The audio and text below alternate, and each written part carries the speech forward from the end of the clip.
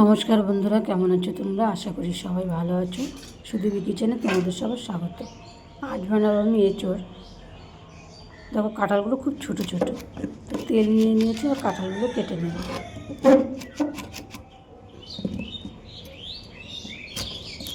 কাঁঠালগুলো আগে আমি 4 টুকরো করে নেব, তারপরে জলে ভালো করে ধুয়ে নেব। ধোয়ার পরেই কাটবো আমি এটাকে, কিছুই হয়নি। হাতে একটু তেল নিয়ে এঁচোড়গুলো কেটে নেব।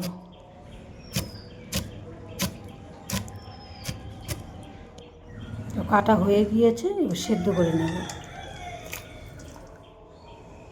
তো দেখো সব কিছু রেডি করে নিয়েছি। শুকনো লঙ্কা, কাঁচা লঙ্কা, আদা, রসুন, পেঁয়াজ, টমেটো। এদিকে ডুমডুম করে কাঁঠালের সাইডে আলুও কেটে নিয়েছি। কাঁঠালটা সিদ্ধ হয়ে গিয়েছে, নামিয়ে নিলাম। মশলাটাও বেটে নিয়ে নেব। আলুগুলো আগে একটু ভেজে নেব আমি। আলুগুলো লাল লাল করে ভেজে নিয়েছি। এবার ফোড়নে দিলাম একটা তেজপাতা, জিরে আর গোটা গরম মশলা। দিয়ে দিলাম পেঁয়াজ কুচি, যেতে লঙ্কা, কাঁচা লঙ্কা দিলাম। এবার একটু লাল লাল করে ভেজে নেব।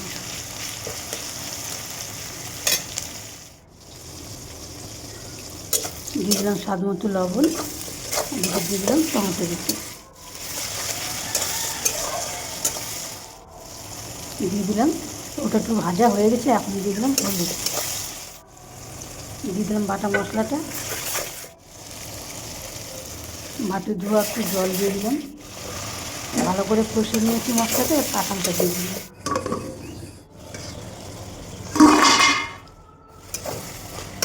ভালো করে কষিয়ে নিয়েছি, এবার দিয়ে দেবো আলুগুলো, ভাজা আলুগুলো।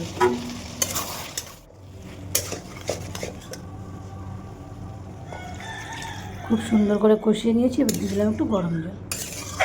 বন্ধুরা, আমার এই রেসিপিটা যদি তোমাদের ভালো লেগে থাকে তাহলে একটা লাইক, কমেন্ট, শেয়ার করো। চ্যানেলটিকে সাবস্ক্রাইব করে দিও আর আমার একটু পাশে দেখো। হয়ে গিয়েছে, এবার একটু গুঁড়ো গরম মশলা দিই। ফোড়নে যেহেতু গোটা গরম মশলা দিয়েছি,